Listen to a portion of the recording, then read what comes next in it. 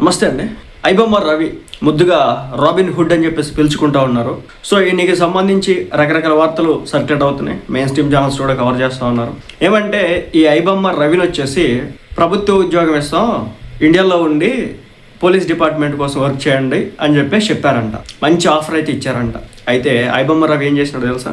నేను ఇక్కడ ఉన్నాను, నేను వెళ్ళిపోతాను అని చెప్పేసి చెప్పడం జరిగింది. ఇప్పుడు ఐబొమ్మ రవి పంచాయతీ ఎలా ఉందంటే ముందు పోయి వెనక నొయ్యి. అతన్ని ఏమీ చేయలేకపోతున్నారు. ఓ పక్క సినిమా ఇండస్ట్రీకి సంబంధించి కావచ్చు, మరో పక్క ఇటు పోలీస్ డిపార్ట్మెంట్ దగ్గర నుంచి కావచ్చు, అతనిపై పెట్టినటువంటి కేసుల రీత్యా కావచ్చు, అవి 7 సంవత్సరాలు 8 సంవత్సరాలు 10 సంవత్సరాలు జీవిత ఖైదులు పడేటటువంటి శిక్షలు కాదు. దీంతో ఇప్పుడు ఇతని పరిస్థితి రేపొద్దున ఒకవేళ ఇతనికి గవర్నమెంట్ ఉద్యోగం ఇస్తామో లేకపోతే ఏదో ఉద్యోగం ఇస్తాం పని చేయండి అని చెప్తే ఆయన చేయను అంటున్నాడు. కాబట్టి మళ్ళీ వేరే దేశం ఏదైతే ఆయన కరేబియన్ కంట్రీస్ ఉన్నాయో అక్కడికి వెళ్తే పరిస్థితి ఏమి అక్కడికి వెళ్ళి ఏం చేస్తావు అని చెప్పేసి అడిగారంట కూడా. అప్పుడు ఆయన చెప్పిన మాట ఏంటంటే, నేను అక్కడికి పోయి ఒక రెస్టారెంట్ పెట్టుకొని తెలుగు రాష్ట్రాల్లో ఉన్నటువంటి వంటకాలు ఏవైతే ఉన్నాయో అవి ఆ కరేబియన్ ఐలాండ్లో వండి మన ఖ్యాతిని పెంచుతా అన్నట్టుగా ఏదో చెప్పినట్టుగా వార్త అయితే వస్తాను. అంటే సిచ్యువేషన్ ఎలా ఉందంటే ఇప్పుడు అతను ఏమి చేయలేనటువంటి పరిస్థితి. మన చట్టాలు అంత పవర్ఫుల్ అంటే ఈ కాపీరైట్ యాక్టు, అదే ఈ థెఫ్ట్ యాక్టు, దాంట్లో పెద్ద అంతేం కాదు. అంటే లైఫ్ పడిపోయి జీవితకాలం జైలు జీవితాన్ని గడిపేంత ఉండదు. మహా అయితే ఇంకో నెల ఉంచగలుగుతారు, లేదంటే 2 నెలలు ఉంచగలుగుతారు. ఏం చేసుకుంటారు ఉంచిలోన? పోలీస్ స్టేషన్లో అయినా ఉంచి జైలు జీవితాన్ని గడిపి చేంజ్ చేస్తారు. ఏం చేయలేరు. తను ఎప్పటికైనా బయటకు వచ్చేదే. మర్డర్ చేసి లోనికి వెళ్తేనో, మానభంగం చేసి లోనికి వెళ్తానో, పోక్సో కేసులు లాంటి ఏమైనా ఉంటేనో, లేదంటే చేయకూడని స్మగ్లింగ్ చేస్తే, అంటే మాదక ద్రవ్యాలు స్మగ్లింగ్ చేస్తానో దాని శిక్షలు అనేవి చాలా కఠినంగా ఉంటాయి. బట్ ఇదేది అతను ఏం చెప్తున్నాడు, నేను ఈ వీడియోలో డైరెక్ట్గా హ్యాక్ చేయలేదు, నేను దొబ్బేయలేదు, నేను టెలిగ్రామ్ యాప్ ద్వారా కొంతమంది వీడియోలు అమ్ముతూ ఉంటారు, వాళ్ళ దగ్గర నుంచి నేను వెబ్సైట్లో పెడతా ఉన్నాను, నాకు అది మాత్రమే తెలుసు అని చెప్పేసి చెప్తా ఉన్నాడు. బట్ ఏంటంటే ఇతనికి టెక్నాలజీ పరంగా మంచి అవగాహన ఉంది. వెబ్సైట్లని మ్యాపింగ్ చేయడం కావచ్చు, అంటే మాస్క్ చేయడం కావచ్చు, అదేవిధంగా సర్వర్స్ని మెయింటైన్ చేయడం కావచ్చు, దీంట్లో నిష్ణాతుడు. మొత్తం నేనే చేసాను, నా వెనక ఎవరు లేడని కూడా చెప్తున్నాడు. ఇప్పుడు ఇది ఒక దరిద్రమైన పరిస్థితి ఏర్పడింది అనమాట ఇటు సినిమా ఇండస్ట్రీ. ఎందుకంటే వెనకేమీ ఎవరు లేరు అంటున్నాడు, కానీ 25,000 సినిమాల వరకు ఇతను రికార్డ్ చేసి లోన్ పెట్టినట్టుగా పోలీస్ డిపార్ట్మెంట్ సజ్జనార్ గారు చెప్పడం అయితే జరిగింది. ఇప్పుడు వీళ్ళ పరిస్థితి ఎలా ఉంది? ఇంతకుముందు చెప్పా కదా, ముందు నోయి వెనక్కి పోయి అన్నట్టు అట్ట ఉందన్నమాట. రెండోది ప్రజల దగ్గర నుంచి ఇతనికి సపోర్టు ఇప్పటికీ కూడా తగ్గట్లేదు. ఎప్పుడు బయటకు వస్తారా అని చెప్పేసి అడ్వకేట్లు మాట్లాడుతుంటే వాటికి సంబంధించిన క్లిప్స్ అన్నింటిని కూడా వాళ్ళు సర్క్యులేట్ చేస్తున్నటువంటి పరిస్థితి సామాన్య ప్రజానికం. దీన్ని బట్టి చూసుకుంటే కనుక ఓ పక్క ప్రజల దగ్గర నుంచి సపోర్ట్ అయితే ఐబొమ్మ రవికి ఉంది. రెండోది అతనికి ఇండియన్ సిటిజన్షిప్ కూడా ఇప్పుడు లేదు. అతను కరేబియన్ సిటిజన్షిప్ తీసుకున్నాడు దాదాపు 85 లక్షల రూపాయలు ఖర్చు పెట్టి. ఇలాంటి క్రమంలో అతన్ని ఈ దేశంలో ఉండమని కోరగా అతను నేను ఈ దేశంలో ఉండడానికి ఏమాత్రం కూడా సుముఖత చూపించట్లేదు. ఇదంతా ఒక లెక్క.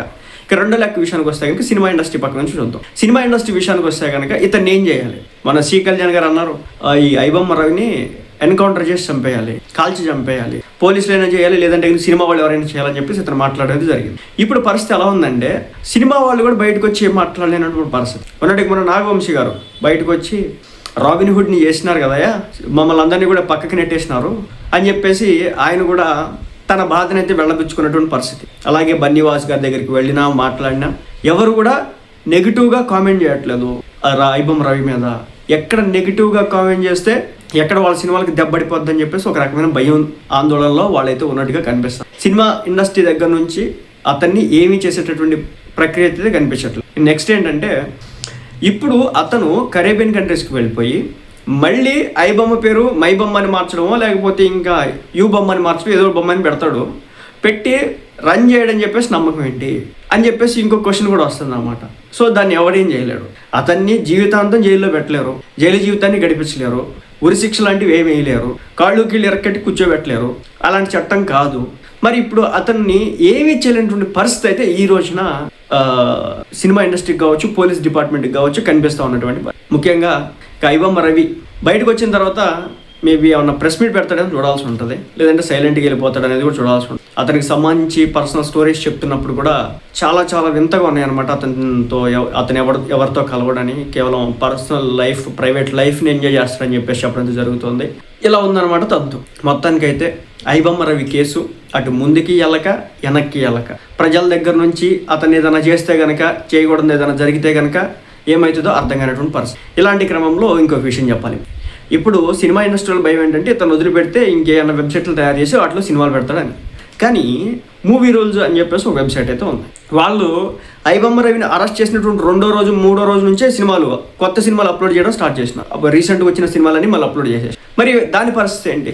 ఇతను ఏదో లోన పెట్టినా, ఏదైనా చేసినా, ఇండియా నుంచి బయటికి పోనీయకుండా చేసినా, లేకపోతే ఇతని మీద ఏదైనా పెడితే కనుక మరి మూవీ రూల్స్ ఇంకా కంటిన్యూ చేస్తుంది కదా. లేకపోతే తమిళ రాకర్స్ ఇలాంటి వెబ్సైట్లు కూడా కొన్ని ఉన్నాయి కదా. మరి వీళ్ళందరూ కూడా ఇంకా రన్ చేస్తూనే ఉన్నారు కదా, ఆపలేకపోయినారు కదా.